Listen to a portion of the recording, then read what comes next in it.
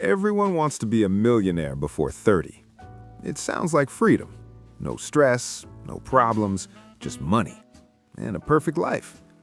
At least that's what we're told. But what actually happens when you get there? Let's rewind. Because becoming a millionaire doesn't start with money. It starts with obsession. In your early 20s, while everyone else is relaxing, going out, living normally, you start thinking differently. You think in time, in leverage, in opportunities.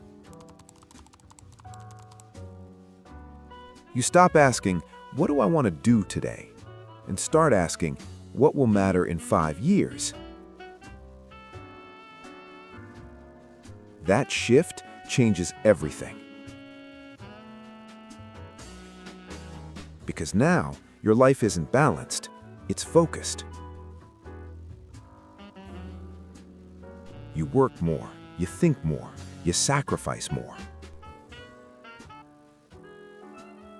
Not because you have to, but because you choose to. And at first, it feels powerful. You feel ahead, disciplined, different. But there's a cost. Less time with friends, less freedom in the moment, less normal life. You trade today for a future version of yourself. And for a while, it works. Your income grows, opportunities increase, things start moving faster. But here's the part no one tells you. Making money and keeping it are two completely different games. Because once you start earning more, your life expands. Better apartment, better clothes, better lifestyle. And suddenly, you're not building wealth, you're upgrading your life. That's where most people get stuck. They look rich, but they're not free. Now imagine you actually break through. You hit it. $1 million. On paper, you've made it. But what changes?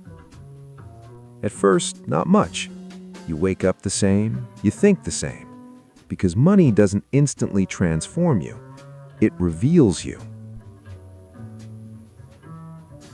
If you were anxious before, you might still be anxious. If you were driven before, you become even more intense. The difference is, now you have options. And that's where the real change begins. You don't have to say yes anymore. To jobs, to people, to situations you don't want. You start choosing. And choice is what feels like freedom. But here's something unexpected. Freedom. Because for years, your goal was clear. Make money, build something, reach the number. Now what? This is where many people feel lost. Because the chase is over. And without the chase, you have to face yourself. So the real question isn't, how do I become a millionaire? It's, what happens when I get there?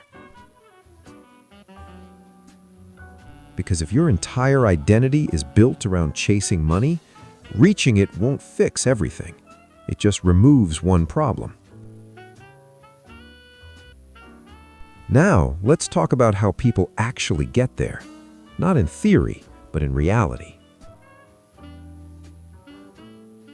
It usually comes down to 3 paths. First, skills. You learn something valuable, you get really good at it, and you get paid more than average. Second, leverage.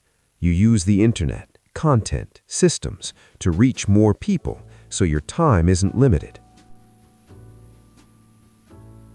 Third, ownership. You don't just work, you build something, a business, a product, an asset. That's what creates real wealth. But here is the pattern. It's never fast. It looks fast from the outside, but behind that are years of effort, mistakes, failures, adjustments. And most people quit before it compounds because the beginning is slow, uncertain, and uncomfortable.